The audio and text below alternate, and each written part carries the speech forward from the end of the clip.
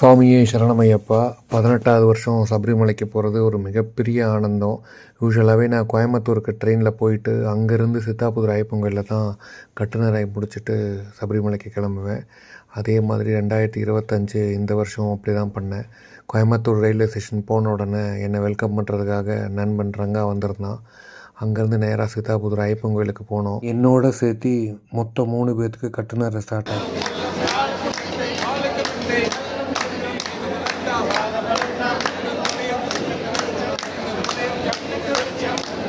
35-40 வருஷம் பெரிய பாதையில் போன ஒரு குருசாமி எங்களுக்கு கட்டி விட்டது ரொம்ப பெரிய சந்தோஷம்.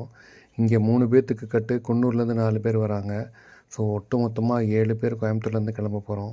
இந்த கட்டுநரையில் எங்கூட வந்து கலந்துக்கிறதுக்காக காலேஜ் ஃப்ரெண்ட்ஸ் வந்திருந்தாங்க, ஸ்கூல் ஃப்ரெண்ட்ஸ் வந்திருந்தாங்க.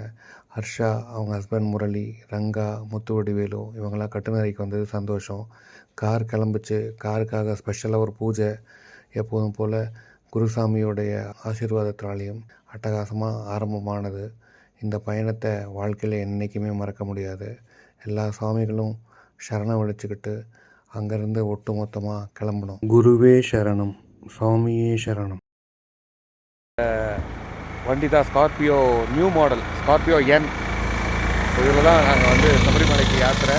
Brand new Scorpio. சுவாமியே சரணமையப்பா. சிரிச்ச முகத்தோடு இருக்கிற இவர் தான் முருகேசன் ஐயா, கார் உரிமையாளர். இவர் டாக்டர் குமார், இங்கே டாக்டர் சம்பத். பின்னால் இருக்கிறது அரவிந்த் சாமி, இந்த யாத்திரைக்கு என்னை அழைச்சிட்டு வந்தவர். முன்னால் குறும்புகள் பண்ணுற சுரேஷ் ஐயா, இனிய நண்பர். இங்கே வழி நடத்திட்டு போகிற எங்களுடைய குருசாமி முருகேசன் ஐயா. பொறுமையாக கான்சன்ட்ரேட் பண்ணி அத்தனை பேர்த்தையும் சூப்பராக வழி நடத்தினவர். இனிமையான கதைகளை பேசிக்கிட்டு நாங்கள் எல்லோரும் இந்த யாத்திராவை ட்ராவல் பண்ணிக்கிட்டே இருந்தோம். எங்களுடைய முதல் டார்கெட்டாக குருவாயூரப்பனை ரீச் பண்ணுறது தான் சந்தோஷம்.